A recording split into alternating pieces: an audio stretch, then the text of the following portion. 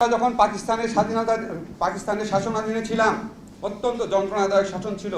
আমাদেরকে নানাভাবে তারা শাসন করেছে, আমরা সবাই এটা জানি। আমার প্রশ্ন, যখন আমরা পাকিস্তানি আমলে ছিলাম তখন কতজন পাকিস্তানি এই দেশে চাকরি করতো? আর এই স্বাধীন বাংলাদেশে কতজন ভারতীয় এই দেশে চাকরি করে? আমরা পত্রপত্রিকা করি 26 লাখ ভারতীয় চাকরি করে। বাংলাদেশের ছেলেরা চাকরি পায় না, রাস্তায় রাস্তায় ঘুরছে, আর ভারতে সেখানে চাকরি করছে।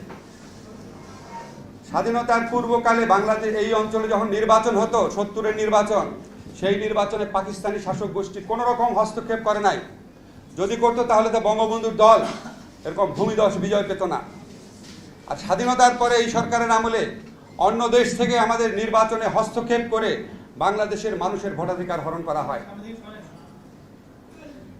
আপনারা প্রতিটি ক্ষেত্রে দেখবেন আমরা পাকিস্তান আমলে পাকিস্তান দ্বারা যতটা নিষ্পেষিত হয়েছি, যতটা অত্যাচারিত হয়েছি, যতটা শোষিত হয়েছি, তার চেয়ে অনেক বেশি এই স্বাধীন দেশে বসে ভারত দ্বারা শোষিত হই, ভারত দ্বারা অত্যাচারিত হই।